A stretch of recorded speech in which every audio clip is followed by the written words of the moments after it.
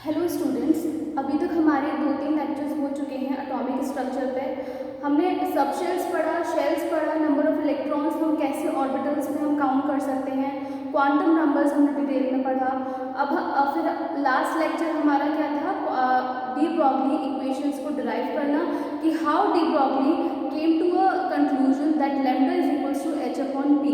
कैसे de Broglie ने आपका energy of light waves and energy of different light को इक्वेट करके हमारे पास ये फॉर्मूला निकाला that lambda is equals to h upon p. ये हम पहले भी पढ़ चुके थे, lambda is equals to h upon P, that is आपका जो इलेक्ट्रॉन है is actually the dual nature of electron. आपका जो इलेक्ट्रॉन है is a particles also and it is a wave also. तो आपका पार्टिकल और वेव है तो हम इसमें इसका मास और वेलोसिटी रखकर हम इसमें लैम्डा कैलकुलेट कर सकते हैं। तो this was derived bye de Broglie.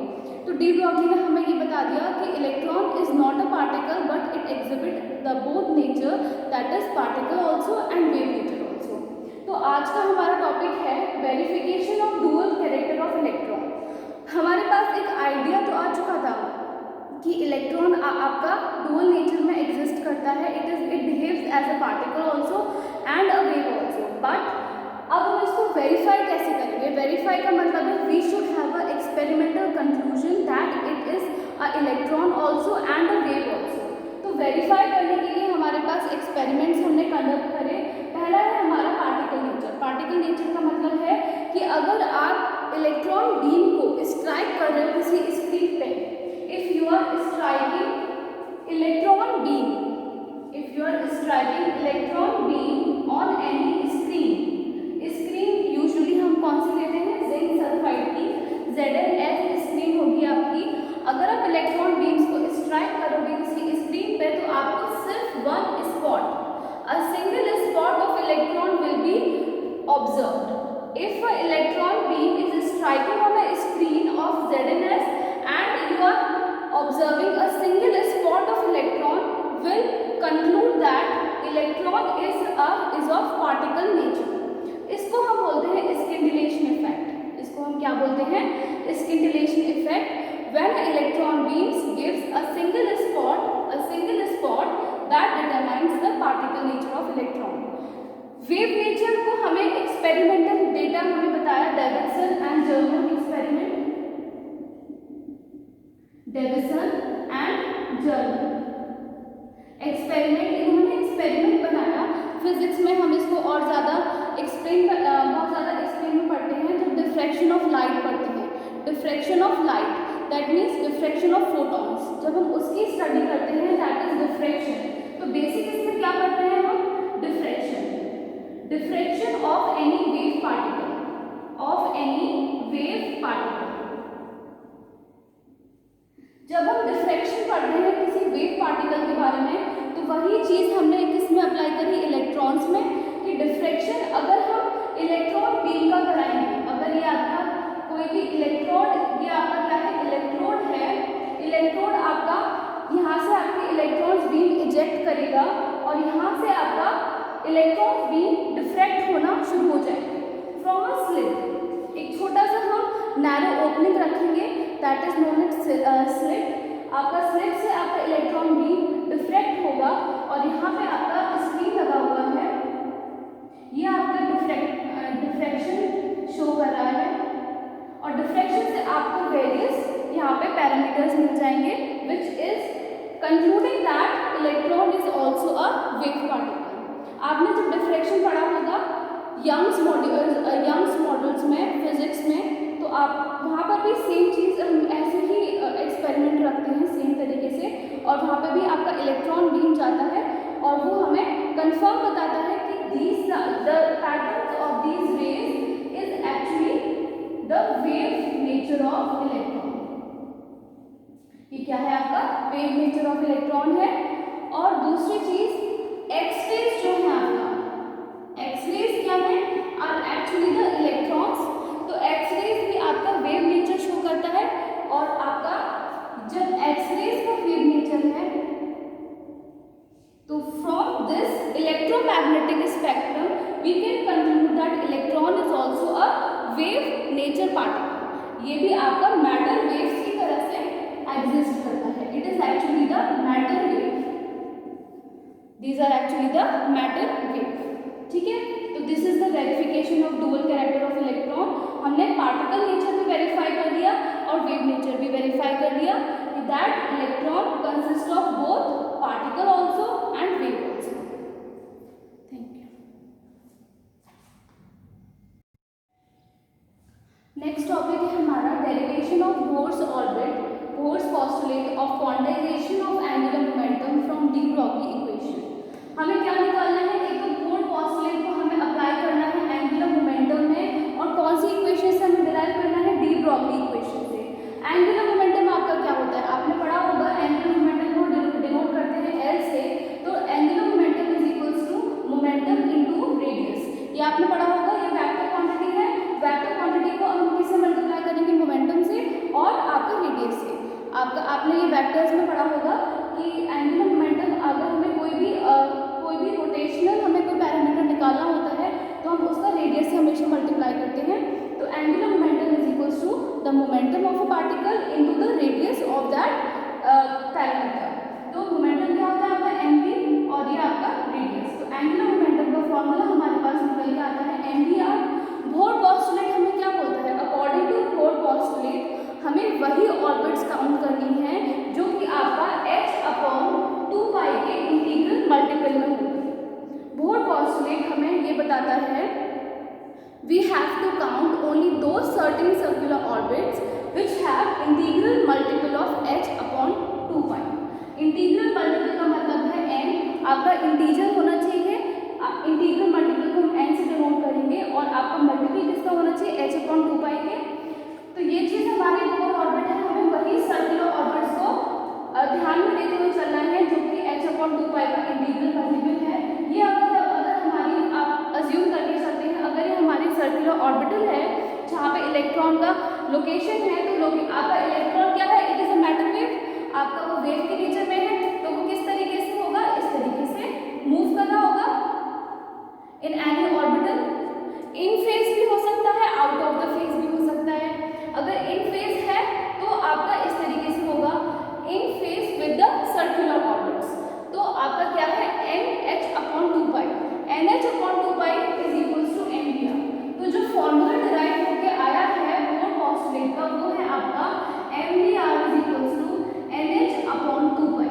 ये चीज है आपका final derivation of Bohr postulate, that is quantization of angular momentum from de Broglie equation.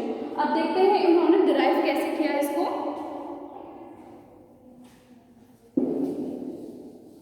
अब now we will derive the equation of Bohr postulate.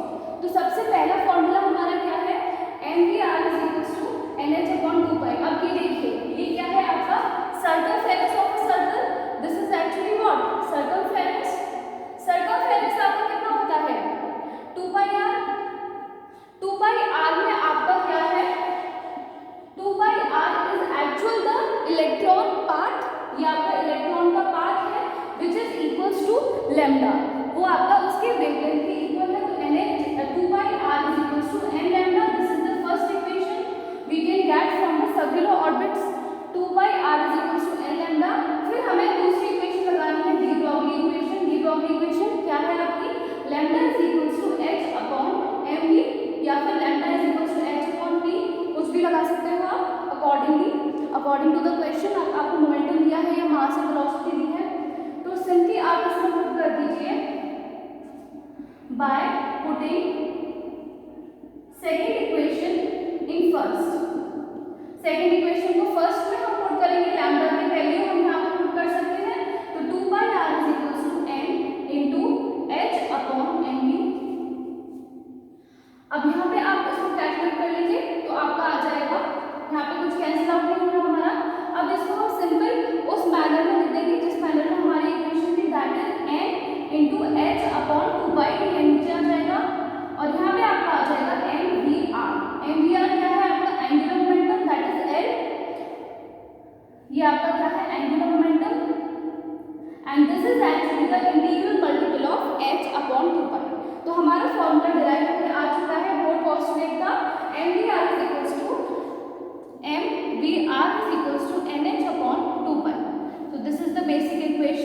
which is derived by Bohr's postulate from the de Broglie equation. आप कैसे equate कर सकते हो h/2 को?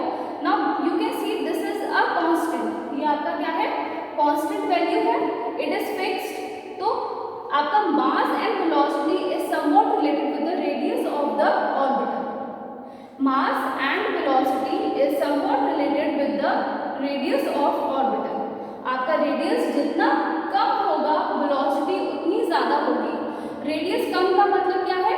Near to the nucleus. अगर radius कम है तो वेलोसिटी ज़्यादा होगी सर्टेनली. और मास भी आपका इनवर्स रेशियो में है. मास भी आपका कांस्टेंट है. मास क्या है आपका? Mass of electron. It is also constant. तो यहाँ से हम वेलोसिटी और रेडियस का रिलेशन निकाल सकते हैं कि अगर आपका इलेक्ट्रॉन जितना पास होगा उतना उसकी वेलोसिटी कम होती जाएगी.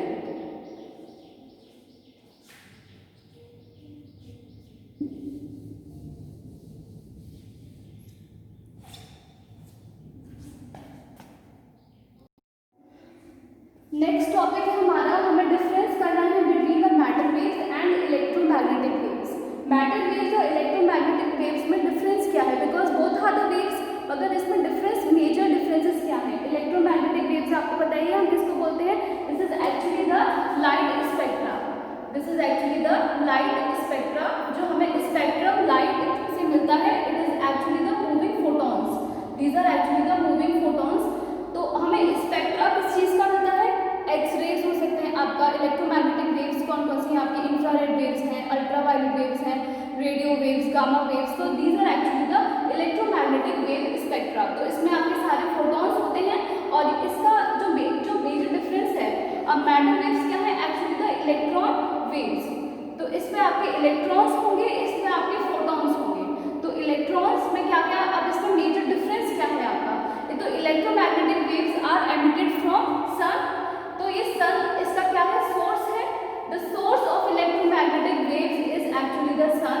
तो सबसे मेजर इसका एक डिफरेंस ये है कि इसका जो एमिशन है, इलेक्ट्रोमैग्नेटिक वेव्स का जो एमिशन है, is from the sun, that is the heavenly body. तो आपका सन से इसमें एमिशन होता है इलेक्ट्रोमैग्नेटिक वेव्स का. बट मैटर वेव्स अपने आप में एक सोर्स पार्टिकल है, इलेक्ट्रॉन है, उसको किसी सोर्स की जरूरत नहीं है टू बी एमिटेड. तो electrons are not emitted from any source. अगर आपको सोर्स लगाना भी है तो आप कैथोड सोर्स लगा सकते हो, but they do not require any such source. इसका कोई एक फिक्स्ड सोर्स नहीं है. एनी एटम और any molecule can emit electron. उसके बाद दूसरा है ये कौन से मीडियम में चलते हैं. तो इसको मीडियम नहीं चाहिए. Electromagnetic waves doesn't require any medium. They can travel in vacuum also, in any medium also. तो they do not require any medium. तो पहला हमारा हो गया कि ये वैक्यूम में चलते हैं. और मैटर वेव्स का मतलब है इलेक्ट्रॉन वेव्स, इनको कोई ना कोई मीडियम चाहिए होगा. तो मीडियम इज रिक्वायर्ड. वैक्यूम और इसका है मीडियम. स्पीड की बात करें तो electromagnetic waves are actually the light waves. तो इनका स्पीड कितना होगा? 3 × 10⁸ मीटर पर सेकेंड. अगर हम मैटर वेव्स की वेलोसिटी की बात करें तो अनसर्टेन वेलोसिटी है. हर इलेक्ट्रॉन का अपना मोमेंटम है, अपना इसका एक मास है, एक मोमेंटम है. तो इसीलिए velocity is not fixed. Velocity is not fixed. अभी हमने देखा था डी ब्रॉगली इक्वेशन से lambda is equals to h/mv. Mass fix है हमारा, but velocity is not fixed. Velocity is inversely related to the radius. अगर एटम जितना ज़्यादा पास में होगा उतना उसकी ज़्यादा वेलोसिटी होगी. वेलोसिटी ज़्यादा होगी तो उसका लैम्डा वेवलेंथ उसका कम होगा. तो आपका स्पीड इसका फिक्स्ड है लाइट में 3 × 10⁸ मीटर पर second. But velocity is not fixed for any electron. अगर हमने स्पीड की बात कर दी, सोर्स की बात हमने कर दी, फिर है EM फील्ड. इलेक्ट्रोमैग्नेटिक वेव्स का मतलब है there are electric and magnetic factors in the wave. इसमें इलेक्ट्रिक एंड मैग्नेटिक फील्ड्स हैं which are perpendicular to each other, which are perpendicular to each other. But ये चीज़ यहाँ पे नहीं है इलेक्ट्रॉन वेव्स में. यहाँ पे कोई इलेक्ट्रिक एंड मैग्नेटिक फैक्टर कोई भी अप्लाई नहीं होगा. और दूसरा है इसमें लैम्डा इसकी बहुत हाई होती है लाइट वेव्स की. It has very high wavelength. Wavelength ज़्यादा होगी तो इसीलिए इसका क्या है? प्रैक्टिकली एग्जिस्टेंस है. प्रैक्टिकली आप इसको देख सकते हो, प्रैक्टिकली इसका एग्जिस्टेंस है हाई वेव्स होने के कारण. बट यहाँ पे आप देख रहे हो लैम्डा इसका कम जा रहा है, तो इसका वेरी लो, वेरी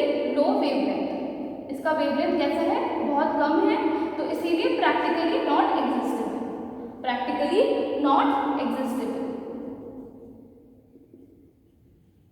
तो एक सिंपल सा हमने डिफरेंस देख लिया कि मैटर वेव्स और इलेक्ट्रोमैग्नेटिक वेव्स में डिफरेंस क्या क्या है।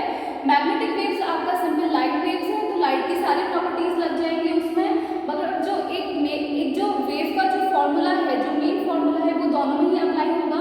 हमें सारे पैरामीटर्स वही मिलेंगे, लैम्डा वही मिलेगा, but there are some differences कि इसका एक सोर्स है, इसकी एक स्पीड है, and speed is maintain for every photon. Photon की सारे की स्पीड मेंटेन रहेगी। इलेक्ट्रिक और मैग्नेटिक फैक्टर्स हैं इसमें जो कि परपेंडिकुलर टू ईच अदर है। वेवलेंथ है, वेरी हाई वेवलेंथ है इसमें, हाई वेवलेंथ की वजह से इसका प्रैक्टिकली एग्जिस्टेंस है। और जबकि इलेक्ट्रॉन्स की मास इसका बहुत कम है, 9 × 10⁻³ kg। पिछली बार हमने क्वेश्चंस किए थे, ये वैल्यूज आपको लर्न होनी चाहिए। तो 9 × 10⁻³ kg इसका मास बहुत कम है। मास कम है इसीलिए वेलोसिटी ज़्यादा होगी, वेलोसिटी ज़्यादा है तो वेवलेंथ सर्टेनली इसकी बहुत वेरी लो वेवलेंथ आएगी इसकी, तो therefore it is practically not existable. ये आपका हमारा थर्ड लेक्चर हो गया। हमारा डी ब्रॉगली वेवलेंथ को हमने वेरीफाई कर लिया, हमने डुअल नेचर को वेरीफाई कर लिया, और हमने बोर पोस्टुलेट को डिराइव कर लिया with the help of de Broglie wavelength. Thank you students.